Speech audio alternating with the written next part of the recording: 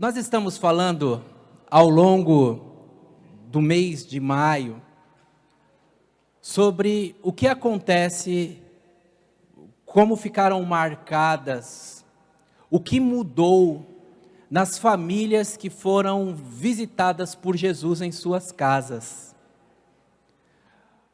Olhamos com carinho e neste nosso olhar de quando Jesus entrou em lares, entrou em residências, e fizemos a pergunta, inclusive, para os nossos corações: como seria Jesus visitando a minha casa? O que eu gostaria que a chegada de Jesus produzisse no seio da minha família?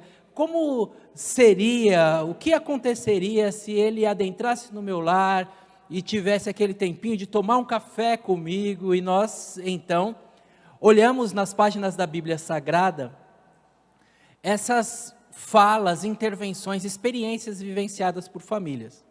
Vimos uma casa que em um dia de festa, por conta de um casamento, quase que acontece um desencontro, quase que acontece uma situação que geraria muita tristeza, uma falta naquela festa, e exatamente naquele momento Jesus entra e faz o seu primeiro milagre público, as bodas em Caná da Galileia. Ali, onde a tristeza estava às portas de reinar, chegou a alegria de Jesus. Vimos um outro lar, onde uma enfermidade não identificada deixava uma mulher prostrada, tirava ela de cena e de tudo aquilo que ela fazia com tanto capricho e tanta dedicação. Era a sogra de Pedro. Na casa de Pedro, quando Jesus chegou a cura. Além de chegar a alegria na festa de casamento, além de chegar a cura na casa de Pedro, chegou também o perdão em um lar onde, num momento tão conturbado, a fala de Jesus curou as emoções e reorganizou os sentimentos, tirou a culpa e permitiu seguir em frente. Agora que eu posicionei você com relação ao que nós falamos ao longo dos domingos anteriores, que os nossos visitantes que muito nos honram, sejam muito bem-vindos, sintam-se bem conosco, já entenderam que nas casas onde Jesus chegou, segundo a narrativa da Bíblia Sagrada, segundo a descrição da Bíblia Sagrada, houve transformação. Seguramente não houve transformação maior do que em uma casa onde Jesus deixou claro que a solução não era só da questão temporária, não era só da questão passageira, não era só a solução dos problemas aparentes ou dos problemas que cessam com o fim da vida nessa terra. Aquela chegada de Jesus teve reflexo na eternidade e Jesus declarou com todas as letras: hoje entrou salvação nessa casa. Quando a salvação chega, situações que eram adversas agora podem ser administradas. Observe que eu não estou dizendo solucionadas, estou dizendo administradas. Sim, Jesus resolve problemas, isso é uma verdade em nossas vidas. Mas sim, existem problemas que são mais complexos, problemas que se arrastam, problemas que se tornaram crônicos, problemas que nós entramos com as próprias pernas ou problemas que nos colocaram. Problemas que não se resolvem tão rapidamente e alguns até que não se resolvem de maneira alguma. Mas que mesmo nesses problemas, mesmo nessas lutas, porque a vida é feita de lutas, a presença de Jesus nos permite administrar, ter o equilíbrio emocional, ter a segurança dos próximos passos a serem dados, ter a paz de quem tem um destino traçado pelo próprio Deus, ter a convicção de que dá para seguir em frente sim, e que o Senhor tem para nós o melhor reservado na casa que Jesus chegou, e que chegou a salvação. Organizou-se de maneira diferente uma célula social. A sociedade muda quando chega a salvação.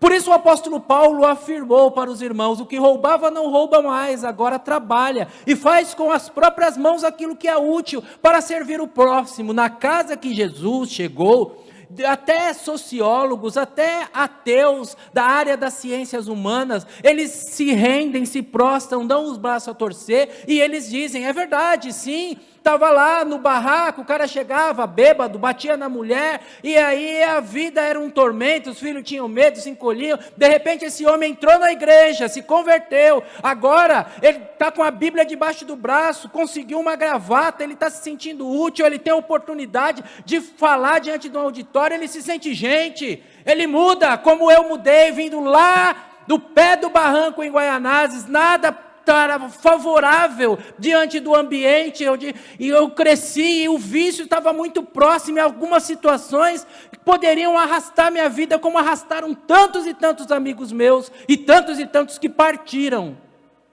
mas quando a salvação chegou, aí mudou, aí o cidadão, agora ele não vai mais para o bar, ele vai para casa, agora ele não chega mais nervoso, agora ele chega calmo, agora não chega mais xingando, ouvindo o Odair José, o Zebétio, e ficando bravo. Não, agora até namora diferente com a mulher, já vão no encontro de casal, onde voava a panela de pressão, só tinha briga, agora está mais harmonizado.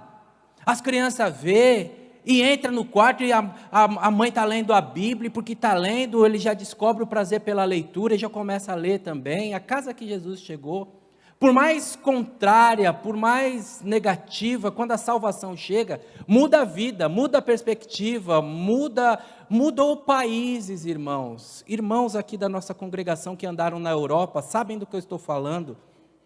Países mudaram por conta de terem o Evangelho como a base da sua ética, a base da sua conduta, a base das suas escolhas. Quando a salvação chegou, aquele que era desprezado agora é respeitado, aquele que era rotulado agora é identificado, aquele que era desprezado agora é incluso, aquele que entristecia agora experimenta a alegria, e foi exatamente isso que aconteceu na casa de um homem chamado Zaqueu. A história de Zaqueu está descrita nas páginas da Bíblia Sagrada, no Evangelho de Lucas, capítulo número 19, e eu peço a você a gentileza de abrir a sua Bíblia, e se você não estiver com a Bíblia, não fique preocupado, será projetado no telão, para que você tenha certeza que eu não estou pregando ideias, mas estou pregando a Bíblia Sagrada, que é o que importa, a palavra de Deus ser exposta, nos iluminar e nos guiar, na seriedade de uma igreja que tem na Bíblia Sagrada a regra de fé e prática. Eu estou afirmando para você que a salvação chegou na casa de Zaqueu, porque foi exatamente isso que o Jesus declarou no versículo número 9.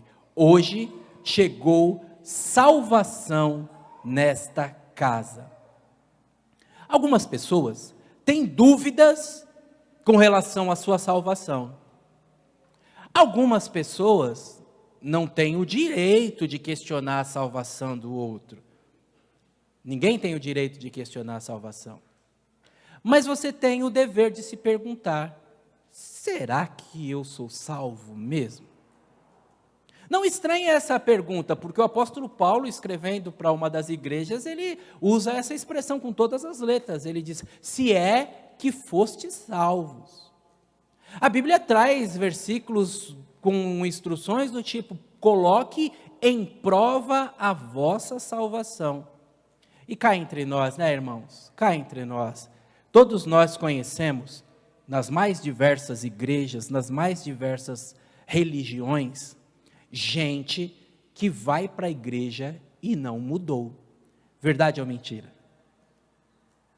Todos nós conhecemos, quem sabe até temos um parente, quem sabe até temos um amigo, que a gente fala: não é possível, vai para a igreja, mas desse jeito? Vai para a igreja, mas é assim, é esses sentimentos, são essas escolhas, é esse jeito de falar, é esse jeito de tratar a esposa, esse jeito de tratar o marido, esse jeito de tratar os filhos. Todos nós conhecemos gente que vai para a igreja, mas que não mudou. E é exatamente essa distinção que precisa ficar clara hoje, porque todos nós aqui, incluindo esse que vos fala, somos gente que vai para a igreja. Mas será que eu sou gente que vai para a igreja? Ou será que eu sou gente que foi salvo? Será que a salvação de Jesus entrou na minha vida? Será que na minha casa entrou essa salvação? A mensagem dessa noite tem grande importância, porque ao longo dela você perceberá também que a entrada da salvação na casa de Zaqueu foi porque houve evidência na vida de Zaqueu. E aí você perceberá que antes que Jesus declarasse, hoje entrou salvação nesta casa, houve evidência de salvação naquela vida.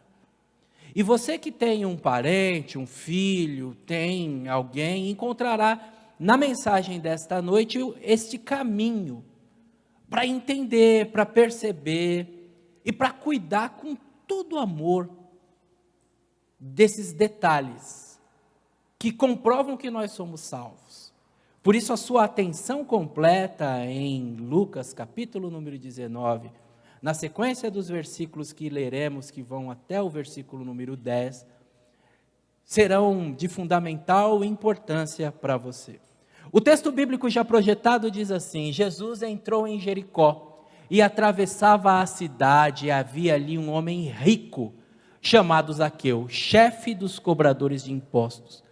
Ele tentava ver Jesus, mas como a estatura dele era baixa, não conseguia. Ele era incapaz de olhar por cima da multidão, por isso correu adiante, subiu numa figueira brava, no caminho por onde Jesus passaria. Quando Jesus chegou ali, olhou para cima e disse: Zaqueu, desce depressa, hoje eu devo me hospedar na sua casa. Sem demora, Zaqueu desceu e, com alegria, recebeu a Jesus em sua casa. Ao ver isso, o povo começou a se queixar. Ele foi se hospedar na casa de um pecador. Enquanto isso, Zaqueu se levantou e disse: Senhor, darei metade das minhas riquezas aos pobres, e se explorei alguém na cobrança de impostos indevidos, devolverei 4 vezes mais. Jesus respondeu: hoje chegou a salvação a essa casa, pois este homem também é filho de Abraão, porque o Filho do Homem veio buscar e salvar o que se havia perdido.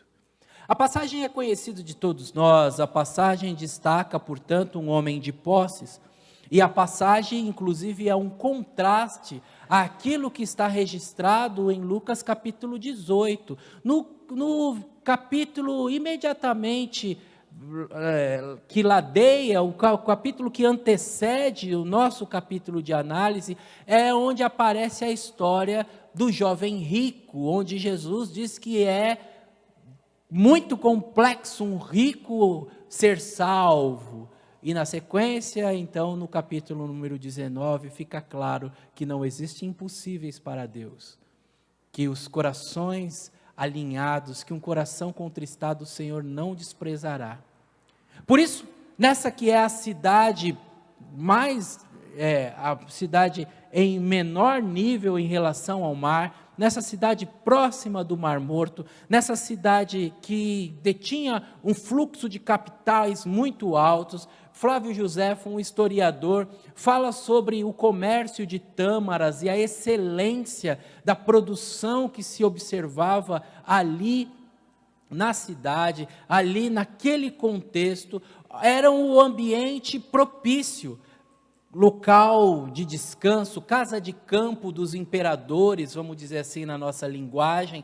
Ali acontecia então o trânsito de mercadorias, porque ligavam algumas regiões, e nessa conexão tinha ali um entreposto, tinha uma situação de se cobrar impostos. Alguns judeus eram contratados para cobrar os impostos, e essa atividade em si, que nós que já sabemos que os impostos que pagamos são para os nossos benefícios, para o serviço público, para a polícia, para tantas coisas, nós sabemos que esse imposto que pagamos, nós já não gostamos de pagar. Imagina naquele tempo. Mas não era só isso. Um judeu trabalhando para a opressão romana, cobrando impostos que mantinha a máquina, mais do que este mal em si, que era pagar pelo conforto ali de todo o império, de toda a ordem estabelecida. Os cobradores de impostos, eles tinham uma autoridade a mais, eles poderiam estabelecer o preço da mercadoria, da sua mercadoria. E aí ele cobrava um imposto não de acordo com o preço que era, mas de acordo com o preço que ele achava justo. Então, se vamos pensar, esse suporte custa R$100, está ali um mercador vendendo a R$100, e o cobrador de impostos chegava e falava: muito bem, estou vendo que você vendeu esse suporte aqui, mas você vendeu esse suporte muito barato. Esse suporte não vale R$100, ele vale R$300. Então me pague R$60 de impostos, porque essa é a alíquota sobre o valor real da mercadoria. Ele estabelecia. Pensem então, irmãos, na injustiça dupla. Pensem na situação do coração daqueles irmãos que faziam com que os cobradores de impostos, os publicanos, fossem homens desprezíveis, tinham raiva, cuspiam no chão. Aqueles homens não podiam frequentar a sinagoga, porque eram verdadeiros traidores, traidores de Israel. Diante dessa situação, diante desse desprezo, diante dessa situação tão adversa e dessa profissão tão contrária, porque está trabalhando para o inimigo, literalmente, aqueles homens então colocavam à margem Zaqueu, desprezavam Zaqueu e não tinha acesso. Restava para um publicano apenas se reunir entre eles, no grupo deles. E qualquer tipo de fala, qualquer tipo de proximidade fazia com que aquele que se aproximasse se tornasse desprezível também. Estou te dando este pano de fundo, essa compreensão, para que você perceba nessa história em que o Zaqueu se sente desprezado, se sente de alguma maneira à margem, e essa condição faz mal a ele, e ele quer se incluir, e de alguma maneira ele tem notícia de que tanta gente com situações complexas, tanta gente que estava à margem da sociedade por outros motivos, prostitutas, pecadores, gente vil das mais diversas situações, após ter um encontro com Jesus, teve a vida reorganizada, e nessa vida reorganizada, essas pessoas então encontraram uma novidade de vida, e começaram a viver do jeito que se deve viver, e foram inclusas, e encontraram paz, e colocaram a cabeça no travesseiro depois de tanto desprezo, e colocaram no meio de tanta infelicidade que foi vivida, a vida num trilho novamente, para que nesse trilho pudesse então encontrar alegria, encontrar paz, encontrar transformação. E foi assim que aconteceu na casa de Zaqueu, após isso ter acontecido na vida de Zaqueu. O interesse, que era apenas por curiosidade, recebeu uma contrapartida de Jesus. E Jesus viu a Zaqueu. E a iniciativa foi de Jesus, e o convite foi de Jesus, porque sempre parte dele. Por isso, o apóstolo João diz: nós o amamos porque ele nos amou primeiro. A sua vinda aqui na igreja hoje é uma resposta sua ao amor de Deus. Olha, Deus me amou, eu vou na igreja. Você sentiu o amor e está respondendo ao amor. Você não teve a iniciativa de vir à igreja, a iniciativa foi de Deus, de nos amar, de nos incluir, de dar o seu filho para morrer em nosso lugar. A iniciativa é de Deus. E nós podemos responder ou podemos desprezar. Podemos abraçar ou podemos repudiar. E dentro dessa questão, fica claro quem é salvo e quem não é salvo. Dentro dessa questão, nós vemos os diferenciais que você vai aplicar, essas provas na sua vida agora, para você saber se você está nesse grupo ou se você não está. Se você está a um passo da salvação entrar na sua casa e abraçar todo o sistema, ou se você é apenas um espectador das coisas que acontecem envolvendo a Jesus. Quando Zaqueu, que lá do alto da árvore, estava querendo contornar a multidão que o atrapalhava, e quando ele tem a atenção de Jesus, e ouve a voz de Jesus, que mais do que falar ao seu ouvido, fala ao seu coração, ele, diz a Bíblia Sagrada, no versículo número 6, desce depressa, sem demora. Ele desce, irmãos, instantaneamente, ele não questiona, não, pelo contrário, ele vai o mais rápido do que ele consegue, porque ele sabe que ali tem uma oportunidade. Sabem, irmãos, muitas pessoas têm curiosidade para conhecer as coisas de Deus. Muitas pessoas se aproximam de Deus no momento de necessidade. Muitas pessoas querem resolver sua questão existencial e quer saber por que eu estou aqui, para onde eu vou depois que eu morro. E aí elas se aproximam de Deus. Mas o importante não é a nossa iniciativa para conhecer. Ao longo da história você vai encontrar gente com os mais diversos currículos que conheciam as coisas de Deus, imperadores que foram cruéis, tiranos, déspotas das mais diversas naturezas, que citaram textos bíblicos, que de alguma maneira até favoreceram igrejas. Eles conheciam. O importante não é essa iniciativa para conhecer, o importante é a coragem de se comprometer, a coragem de responder à voz de Deus. Quando eu sei que eu estou levando Deus a sério, e como eu sei que a salvação, ela entrou na minha vida, como eu sei que a salvação, eu estou no caminho certo para que essa salvação entre no meu lar, quando eu tenho pressa. Não entenda pressa como sinônimo de afobação, entenda pressa como sinônimo de senso de urgência. Eu não posso perder a oportunidade. Como dizia um velho hino que nós cantávamos, amanhã pode ser muito tarde, o mestre vai hoje passar. E esse senso de urgência, eu preciso resolver logo. Porque se você, não, depois a gente vê isso, significa que Deus não é prioridade para você. Quando eu me aposentar, eu cuido disso. Quando os filhos casarem, eu vejo isso. Mais para frente, agora não, agora eu sou muito jovem, agora eu tenho que ganhar dinheiro, agora eu tenho que fazer isso. Sempre vai ser como aquela placa nos antigos bares, fiado só amanhã, sabe? Que você volta e a placa continua, fiado só amanhã, então amanhã eu volto, mas continua a mesma placa. Tem gente que faz o fiado só amanhã com relação às questões espirituais. Deus só amanhã, e esse amanhã nunca chega. E isso significa que a voz de Deus não foi acolhida no seu coração. É só curiosidade por curiosidade. E assim, você está perto do reino, mas sem salvação. Porque o salvo tem senso de urgência.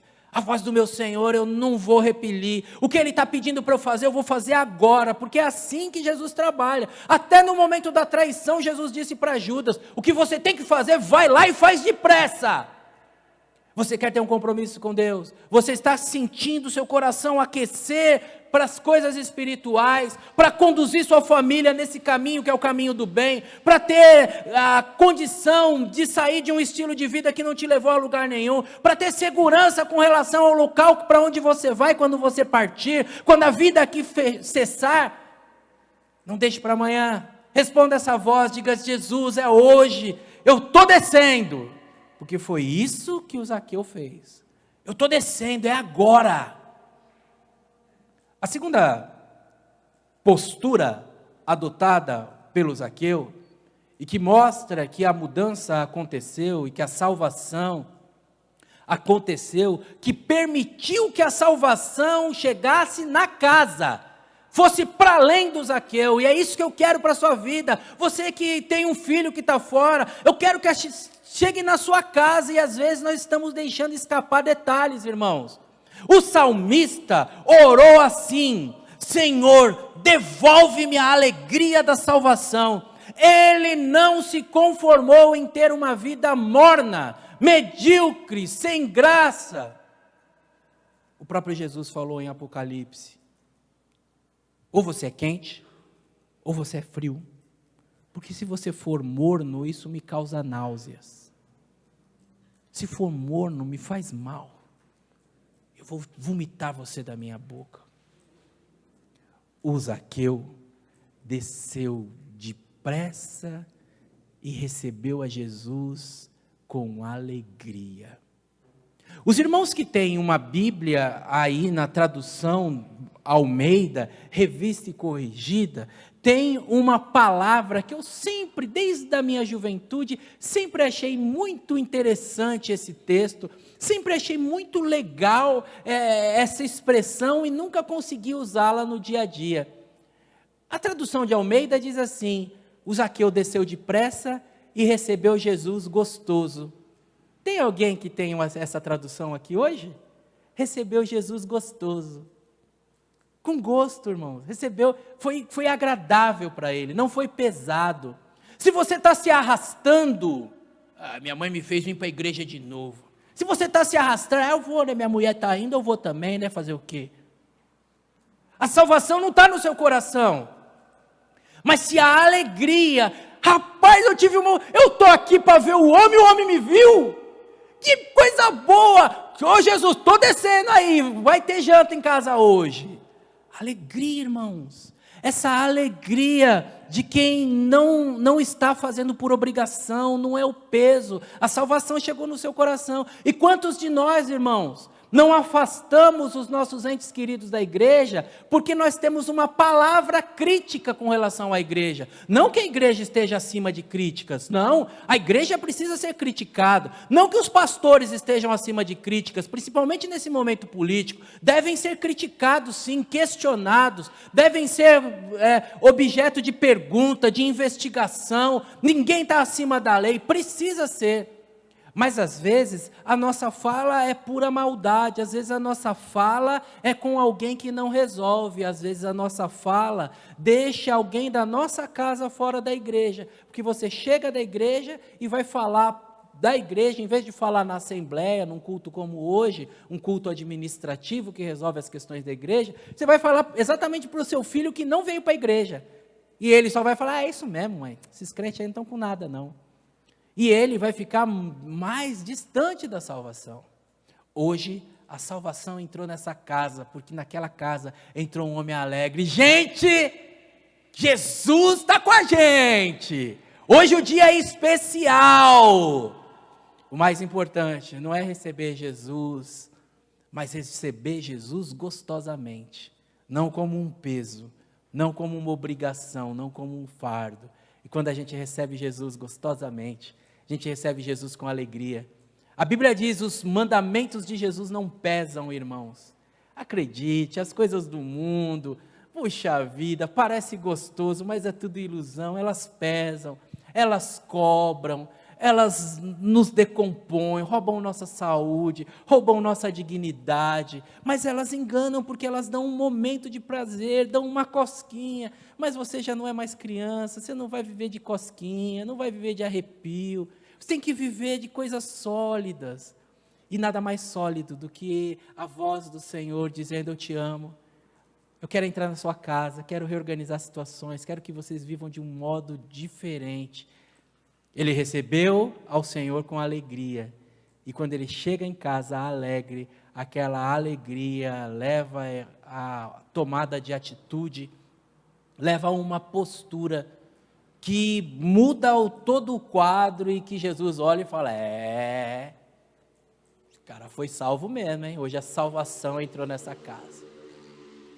Observe, irmãos, que é inevitável, você sempre, algumas pessoas até usam essa expressão, né? Se você entrar no bar, o cara te oferece uma pinga, mas não te oferece um marmitex. Essa expressão, um pouco vulgar, um pouco popularesca demais, ela corresponde a uma realidade no mundo real. A realidade no mundo real é que nem todos querem o seu bem. Nem todos querem ver sua família prosperar, nem todos se alegram quando você troca de carro, se alegram quando você organiza as situações da sua vida. Nem todos.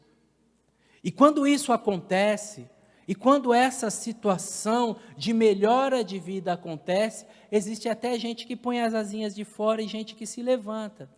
Existe até gente que se expressa, e foi exatamente isso que aconteceu lá com o Zaqueu. Quando eles viram, a fala do versículo 7 é que aquele povo começou a reclamar. Ele se hospeda com um pecador. Sempre vai ter alguém para falar mal. Sempre haverá alguém para resistir. E o ensino do Zaqueu é tão legal, mas tão legal, irmãos, que ele é um novo convertido que não dá vez à voz das pessoas. Vou falar de novo que eu dei uma pipocadinha aqui para você entender. Ele é um novo convertido que ele não dá corda para a torcida. Pronto, ficou mais fácil, eu não travei minha língua. É um novo convertido que não dá corda para a torcida. Nós, às vezes, velhos convertidos, damos corda para a torcida. Não é verdade? Eu vou sair daquela igreja lá. Né? Às vezes a gente não faz isso. Às vezes a gente briga. Às vezes a gente sai. Às vezes a resistência que se coloca diante de nós para nos atrapalhar num crescimento espiritual, numa intimidade, numa amizade com Deus, é acolhida por nós e a gente fala, é isso mesmo, não vou mesmo. Às vezes alguém que fala, que faz uma crítica dentro da nossa própria casa e nós não temos resistência. E o Zaqueu não deu bola para a torcida. Quando você vier para a igreja, haverá alguém no seu trabalho, vai ser crente, vai lá dar dinheiro para o pastor, não é? Você sabe que as pessoas falam isso. Vai ser crente, rapaz, tanta coisa que você já fez, agora está indo para a igreja, né? Então zoou, e agora está indo para a igreja. Então, exatamente, é porque ainda dá tempo. Ir antes de ir para o inferno, é isso mesmo. Enquanto a vida é esperança. Mas como a gente não sabe a hora que a gente vai partir, a gente não vai esperar chegar mais perto, né, irmão? A gente já vai antes, para receber Jesus gostoso e para aproveitar enquanto a gente ainda está vivo. Para aproveitar enquanto ainda tem tempo, para aproveitar, e tudo que a gente fez com o diabo, agora a gente daqui para frente fazer com Jesus, e com isso abençoar a vida das pessoas, e com isso ser mais feliz, e com isso ser mais saudável. Eu não falo com alegria isso, eu já comentei com você, não falo com alegria, eu falo com tristeza, mas de vez em quando eu vou visitar meus pais lá no bairro onde eu cresci, e eu encontro os meninos mais novos que brincavam lá na rua, que batia pneu, jogava bola, nadava na lagoa, os caras tão judiados, rapaz, cheio de pé de galinha, faltando um dente, fala, apita, cospe tudo na gente. Nossa, falo, mano... Ô meu, você tá novão, hein? Caramba! Falei, não, Jesus é bom, né? Não é, Jesus é bom? Jesus é bom. E você pode também. E muitos são os casos, viu, irmãos? Muitos são os casos. A Bíblia diz que um coração alegre formoseia o rosto. A indústria de cosmético está enganando vocês. Não é um rosto bonito que alegra o coração. Não é de você ficar bonito que o seu coração vai ficar alegre. É de você ficar alegre com Deus que o seu rosto vai ficar formoso. Por isso que os crentes são mais bonitos, né? É, por isso. Entenda isso, irmãos. Entenda que diante dessa resistência, daquele que falou, vamos parar de conversinha, parar de fuxico, deixa eu já ficar em pé aqui, e eu não estou dando bola para vocês, o meu negócio é com Jesus, o seu negócio é com Jesus, não dá bola para quem vão falar, o que meu filho vai falar de mim, o que meu pai vai falar de mim. Jesus, se Jesus está falando no seu coração, se comprometa com Ele, não dê bola para a oposição, aí a salvação já está comprovada no seu coração, e aí, quando aqueles da tua casa vêm e falam, ué, eles se reuniam toda quinta-feira, só os publicanos, e ele está trazendo um judeu aqui para dentro. Ninguém atrapalhou. Então, é isso mesmo. Exatamente. Aí aqueles que são da casa já ficam com o coração pronto para receber a mensagem. E Jesus diz, hoje a salvação entrou nessa casa. Em quarto e último lugar, quando a gente está em contato com a palavra e a gente vê essa postura do Zaqueu excedendo a justiça dos escribas e dos fariseus. Porque existia, não vamos entrar em detalhe, que eu não quero tomar o tempo dos irmãos, não precisamos entrar nas questões jurídicas veterotestamentárias, dizer quanto que é a multa, quanto tem que devolver. O que eu vou dizer para você é o seguinte, quem tinha que devolver em dobro, prometeu 4 vezes mais. Entendeu? Resumindo, é isso. Vou fazer muito mais do que a lei de Moisés manda. Vou fazer muito mais do que um juiz me mandaria fazer. Porque a salvação entrou no meu coração e agora eu quero viver diferente, irmãos. Guardem essa palavra, porque é palavra viva, direta da Bíblia Sagrada. Pela graça somos salvos, não vem de nós para ninguém se gloriar. Nós não compramos a nossa salvação. Não há nada que eu faça para Deus me amar mais. Deus já me ama, Deus é amor, não precisa fazer nada para ser salvo. Mas acredite em uma coisa, quem é salvo faz muita coisa. Quem é salvo comprova isso pelo seu jeito de ser e de viver. Então, eu não sou bonzinho para ser salvo. Não adianta, Deus, eu fui bonzinho, me dá um lugar no seu céu. Não tem essa negociação. Mas quem é do céu, quem é do céu? Quem é do céu dá outra face. Quem é do céu anda a segunda milha. Quem é do céu não empresta, dá. Quem é do céu... Tem pessoa que fala assim, eu não levo desaforo para casa, né? Já viu? Eu não levo desaforo para casa. Porque eu tenho personalidade. Não, você não tem personalidade, você é ignorante, não é? É ignorante, porque pessoas de bem conversam, negociam, não sai aí. Não, calma. É do céu, é gente do céu, é gente do céu. Que consideram os outros superiores a si, é gente do céu, que sofrem o dano. Essa é a expressão da Bíblia Sagrada. Às vezes a gente tem que ter até prejuízo, irmãos, para que o nome do Senhor seja glorificado. É gente do céu, que não faz para ser salvo, mas porque é salvo faz, porque é salvo elogia, porque é salvo reconhece, porque é salvo ajuda, porque é salvo, é diferente de um mundo de maldade, de traições, que um prejudica o outro, um quer levar vantagem em cima do outro. Não é assim entre os crentes, não é assim entre os salvos. Na igreja pode ter até gente assim, mas é joio. Pode ter até irmão que pega emprestado e não paga, então, mas não é irmão, está se aproveitando da situação. Pode ter gente que entra no meio da igreja, agora na época de políticos, os políticos vão começar a vir na igreja, né? Tem eleição esse ano, eles já começam a vir, não é? Fala versículo, então, mas não é. A gente não faz para ser. Porque nós somos, nós fazemos, não para os outros verem, mas porque Deus nos vê.